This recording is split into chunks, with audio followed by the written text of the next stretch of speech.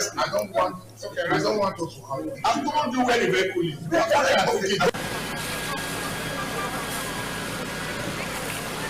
The truck was actually coming from Ring Road. It missed a step. So as it was trying to gather itself, it fell.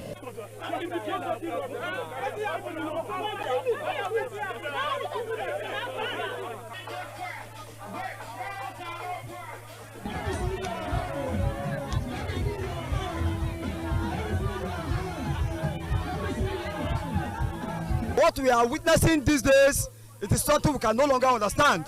They should stop telling us and promising us all those promises are fake, giving us distance or promises are fake. We don't want it anymore.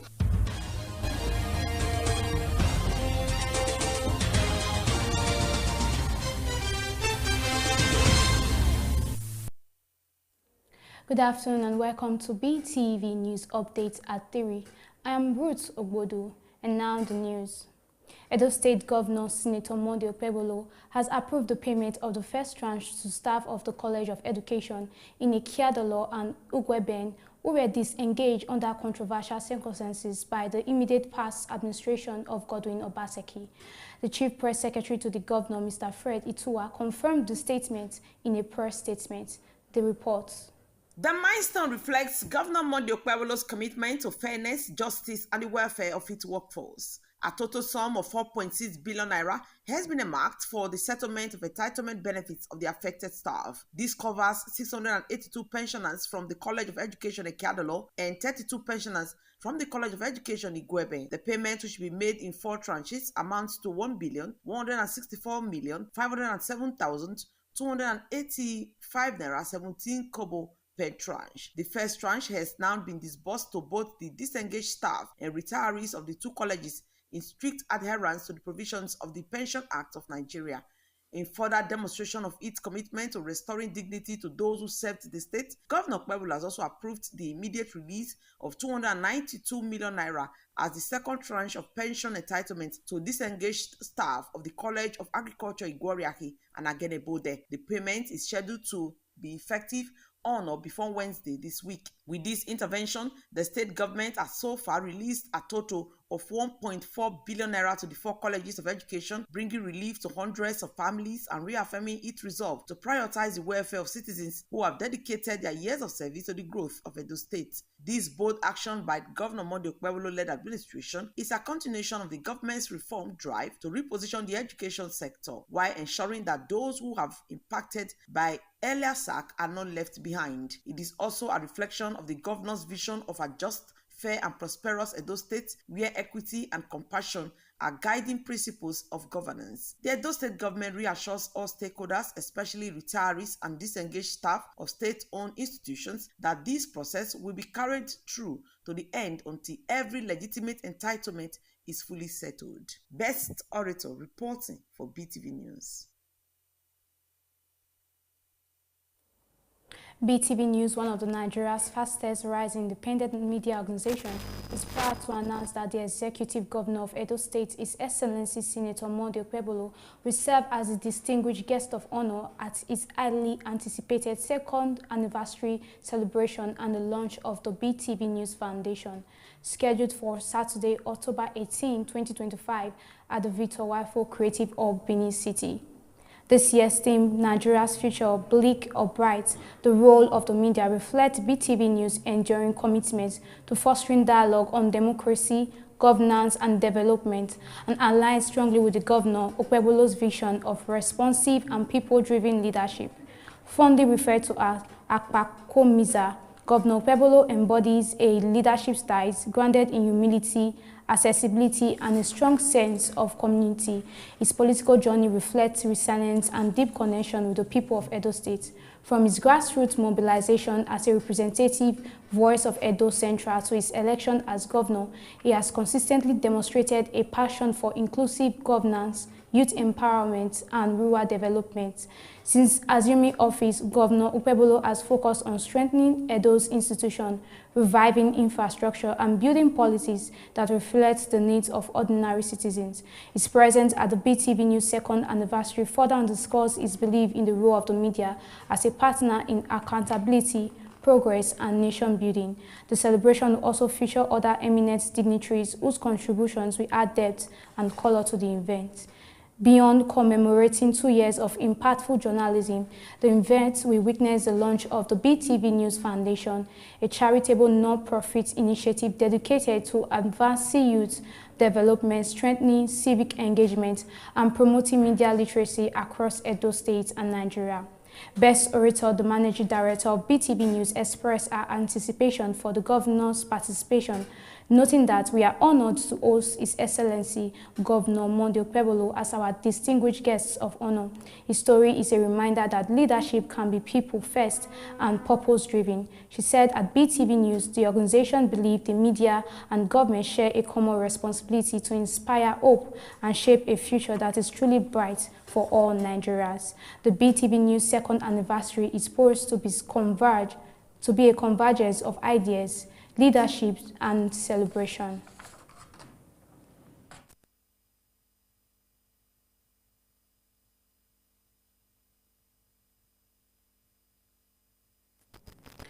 In Delta State, the police command has arrested 4 suspected kidnappers and recovered an AK-47 rifle, the victims' vehicles, and other operational vehicles used by the suspects. A team led by DPO Ekman CSP Labe Joseph arrested 2 suspects, Evis Ubroko and Abiola Adejo, both residents of Omita, after acting on intelligence on the 12th of September. Preliminary findings indicated that a community security guard, Abu Dalai Mohammed, cited the deal, attempted to steal a vehicle battery, and when he challenged them, they threatened to kill him if he reported the incident. Following Evis Ubroko's confessional statement, operatives intensified their operations, leading to the arrest of another key suspect, Lucky Agoro, and one AK-47 rifle concealed inside an isolated building within Ometa community and linked to the segregated was recovered. The command received a distress call that a young man was kidnapped at his residence in Ugwashi Uku and taken away. The kidnappers were collecting a ransom of 2 million naira, shot his leg for not having enough money. The CP immediately detailed the command's special anti-kidnapping and cyber squad to the scene. The Delta State Commissioner of Police, Olufemi Abaniwanda, commended the operatives for their professionalism and resilience, stressing that there will be no more safe haven for criminals in Delta State.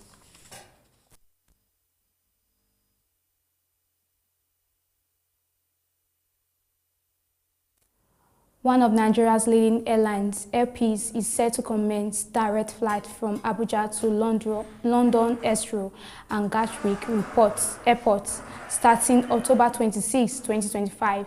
According to the airline's chairman and CEO, Halin Oyema, the new route will boost Nigeria's aviation presence along one of the world's busiest international corridors and generate employment opportunities.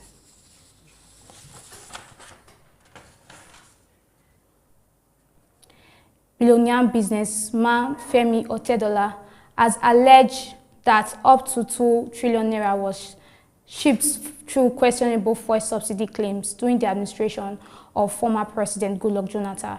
He recounted how he had previously warned the former president about the activities of fraudulent oil marketers involved in the scheme. In a statement on recent issues, especially in the downstream, Mr. also congratulated Aliko Dangote on the success achieved so far since his refinery began operations, describing it as a historic leap for Nigeria's energy, independence, and economic future. He explained that there were fraudulent subsidy claims tied to depot licenses, noting that the policy rewarded neither transparency nor innovation, but encouraged rent-seeking and corruption. According to him, DAPMA has its place, but today its relevance is fast fading. He insists that the country must stop what he described as clinging to outdated privileges and focus on a new era built on self-sufficiency, transparency, and sustainable value creation. He also noted that the credit must go to President Bola Tinubu for doing what no other leader before him had the political will to execute, which is a full deregulation of the downstream petroleum sector. Now, he said this singular act has broken the grip of encouraged interest, and ushered in new era of transparency, healthy competition, and customer-centric service delivery.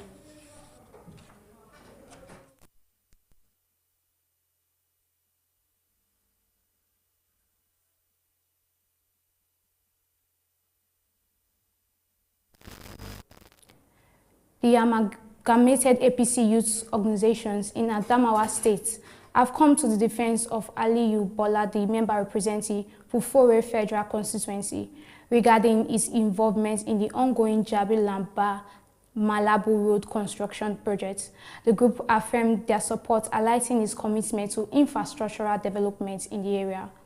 The clarification comes after Governor Amadou Fintri reportedly raised questions on the sponsorship and implementation of the project. Addressing journalists in Yola, the youth group insists that the road was duly captured in the 2024 national budget and was supported by Mr. Boya, who chairs the Ask Committee on Police Institutions. The loyal, dedicated, and focus-worthy ambassador of the APC, and far as we are concerned, he is the current best-performing lawmaker from Adamawa State in the National Assembly, irrespective of party affiliation. Honorable Boya is a one-man army that his empowerment through securing police recruitment has already reached to each and every community, including the Dogire Hills. If somebody goes there and goes extra mile, he knows which door to knock, and he knocked the right doors, and he get the good things for Adamawa, regardless of your political party. Please applaud that person, because he's a citizen of Adamawa. Those that have been employed are Adamawa citizens. Whether they are APC or they are PDP, they are our people. We want to reduce unemployment. Likewise, the issue of Jabinamba. The governor should have, in fact, directly or indirectly, appreciate Aliyu Boya for standing out extraordinary amount.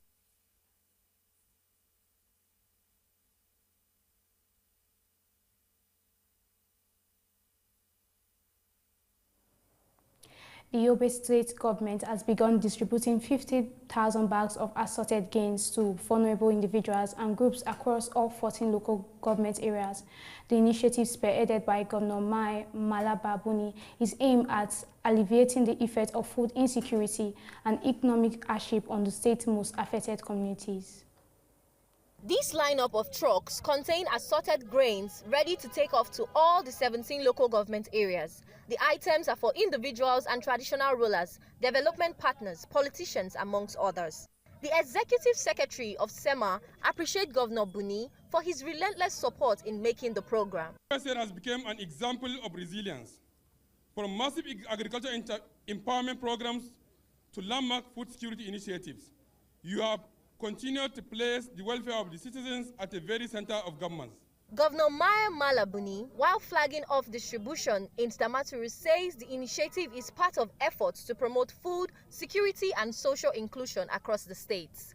I wish to commend the federal government under the leadership of His Excellency President Bola Ahmed Tinubu GCFR for aligning national priorities with our efforts to achieve food security through the renewed COP agenda.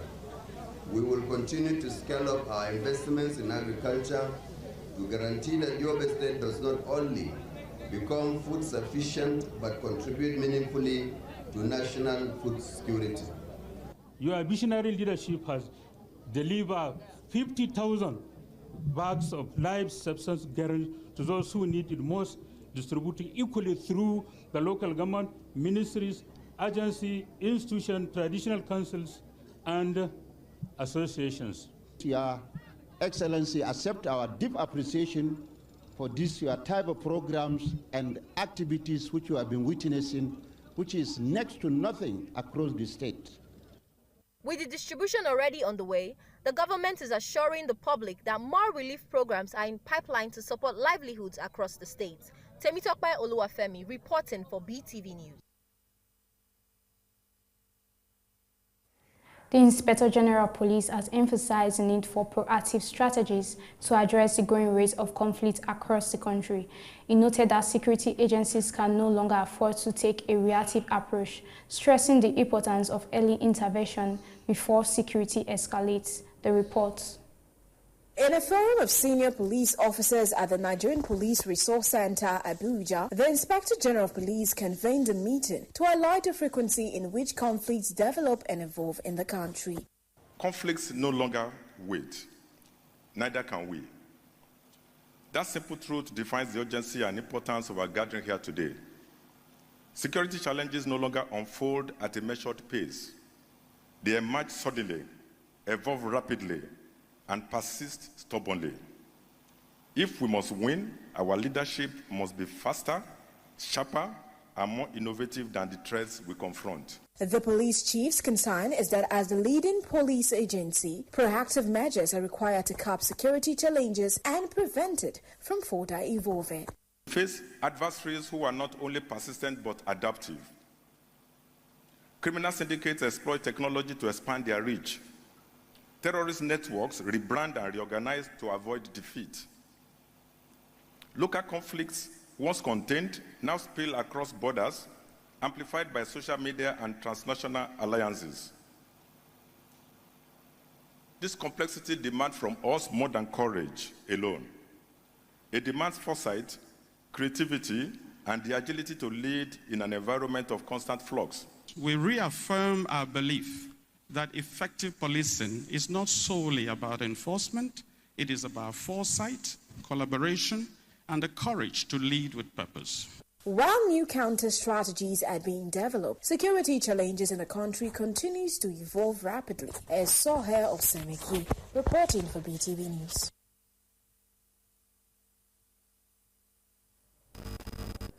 We'll be going on a short break. Do stay with us. My people of Edo State, development is not a miracle. It is the result of responsibility and action. You want good roads, quality hospitals, schools, jobs for our youth? Then you must understand this simple truth. Government cannot perform without your tax. Government will fix schools, build roads, light up communities if the people pay their tax. That's how governance works. It is not about politics. It is about progress. When you pay your tax, you are not helping the government. You are helping yourself. You are helping your family and your future. Don't wait to be chased. Do the right thing. Be part of building the new Edo State. Pay your tax with pride. Let us build Edo together. This message is brought to you by Edo State Internal Revenue Service, EIRS, Administering Revenue for Service and Development.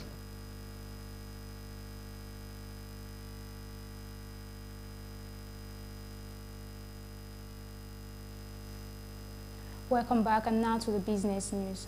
The Corporate Affairs Commission, CAC, has announced the deployment of an artificial intelligence system to address a backlog of 7,000 pending companies' registration applications.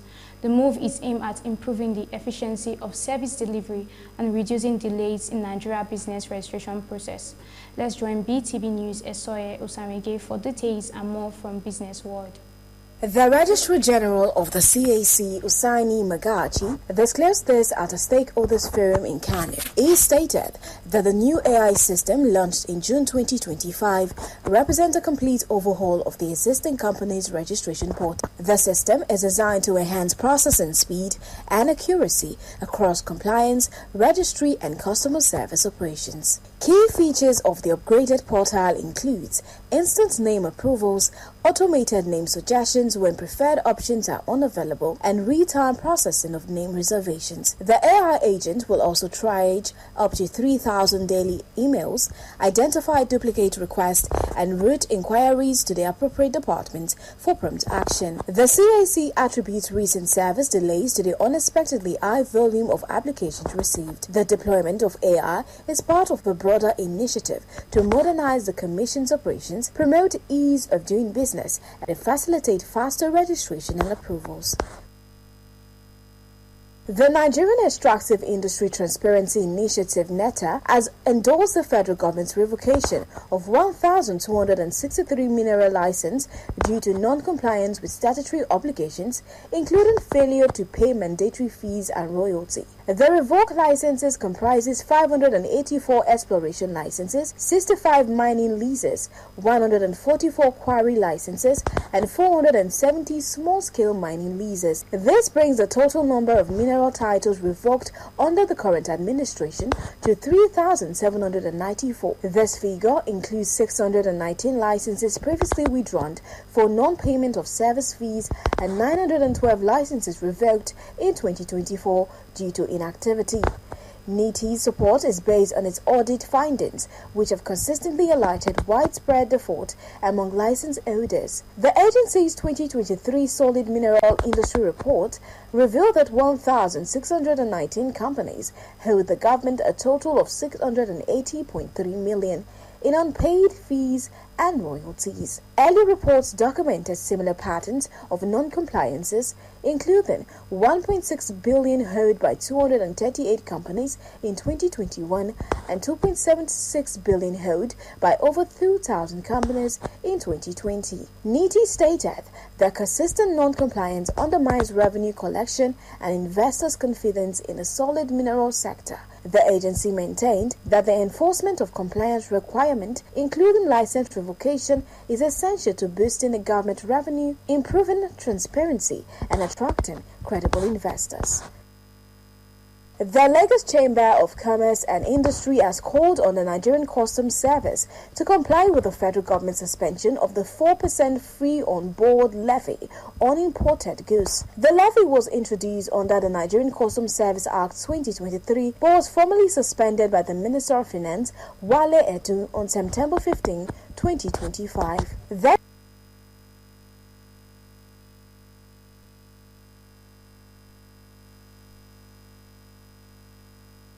Doctors in the U.S. will soon be advised not to prescribe the pain reliever Tylenol to pregnant women.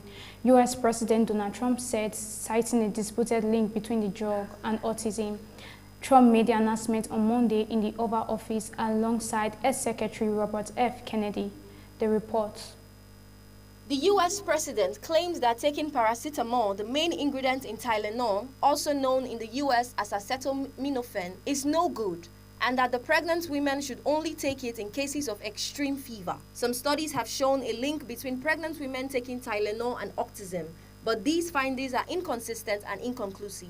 Tylenol maker Kenvue has defended the use of the drug in pregnant women. Tylenol's active ingredient is the safest pain reliever option for pregnant women, and without it, women face a dangerous choice between suffering through conditions like fever or using riskier alternatives. During the announcement on Monday, Kennedy said the Food and Drug Administration, FDA, will issue a physician's notice about what he described as the potential risk of taking Tylenol during pregnancy. He said the FDA will also begin the process of initiating a safety label change on the medication and launch a public health campaign to spread awareness. Kennedy added that the FDA will soon approve Leucovorin, a decades-old drug traditionally used to protect cancer patients against toxicity from chemotherapy, to be used as treatment for children with autism.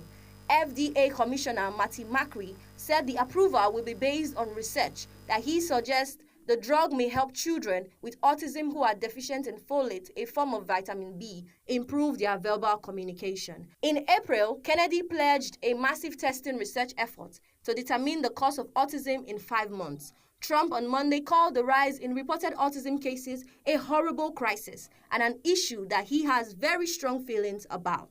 But experts have cautioned that finding the causes of autism, a complex syndrome that has been researched for decades, would not be simple. The widely held view of researchers is that there is no single cause of autism, which is thought to be the result of complex mix of genetic and environmental factors. Dr. Stephen Fleischman, president of the American College of Obstetricians and Gynecologists, said in a statement that Monday's announcement is not backed by the full body of scientific evidence and dangerously simplifies the many and complex causes of neurologic challenges in children. Temitope Oluwafemi reporting for BeeTv News. Now to entertainment news. Nigeria's singer Joshua Inyezo, popularly known as Solly Star, has announced the birth of his second child. The artist revealed the arrival of his newborn, Ujiro Levi Iniezo, on Sunday, September 21st, 2025, via his official Instagram page. A short video of the baby accompanied the announcement. Also, Charlie Poppy warns men against financial burden of relationships and marriage. Let's join BeeTv News God's Gift Omone for details and more from the entertainment world. This marks the second child for the singer, who already shares a son with his longtime partner. The birth follows nearly a year after Solid Star publicly acknowledged his partner's support during their relationship, a statement that had previously drawn mixed reactions on social media.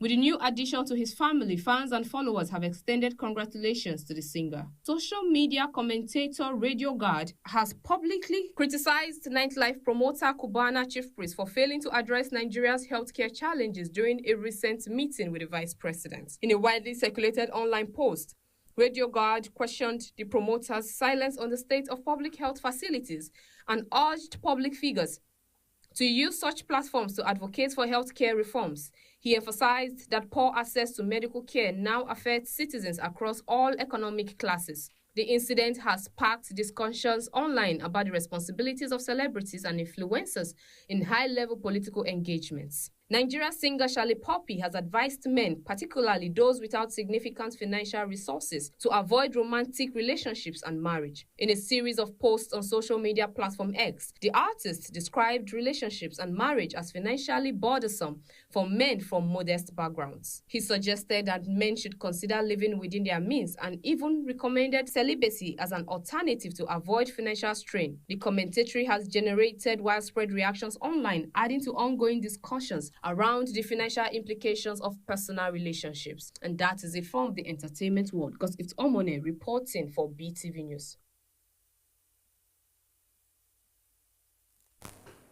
And now to sports. Paris Saint-Germain.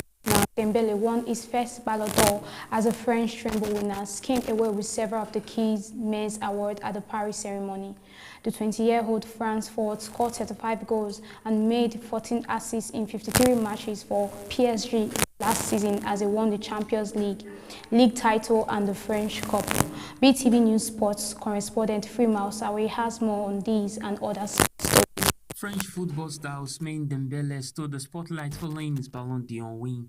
He was the joint top scorer in Ligue 1 with 21 goals and named the French top flight and Champions League Player of the Year. And he also helped PSG to the Club World Cup final, where they lost to Chelsea in New Jersey. Dembele, who beat Barcelona teenager Lamine Yamal to the award, was able to attend the ceremony in Paris and was in tears as he stood on the stage despite the fact his team were playing on Monday evening. The forward is currently sidelined through injury, meaning he missed PSG's 1-0 defeat away to Marseille in a game which was rearranged because of his storm. It caps off his sensational career revival for a player who had not scored double figures in a league campaign season since he was a teenager at Reims.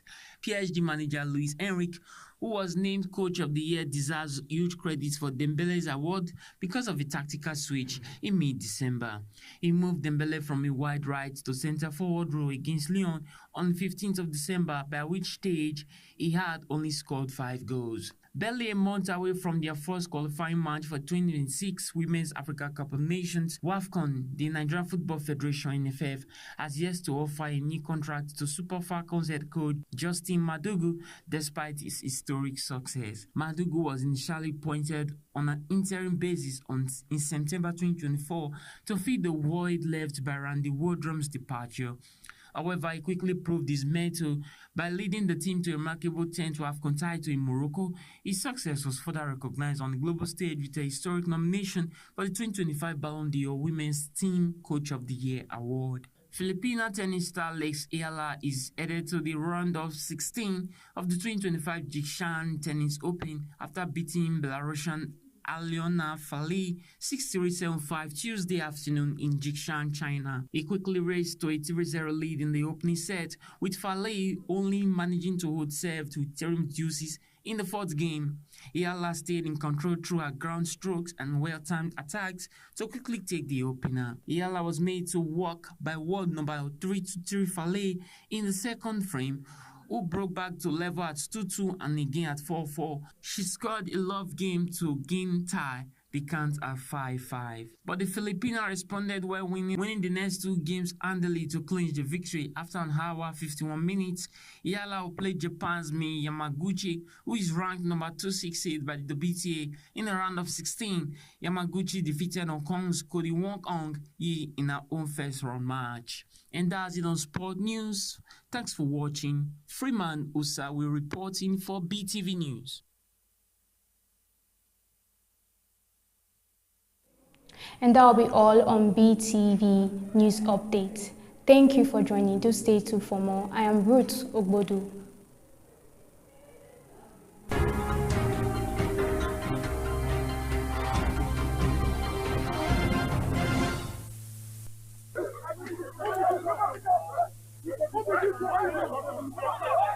I don't want us to have. I'm going to do where the vehicle is.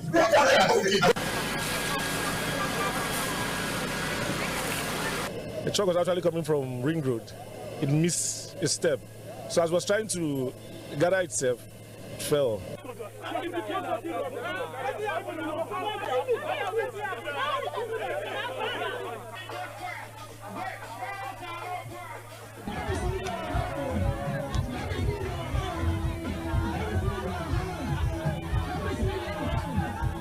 What we are witnessing these days, it is something we can no longer understand.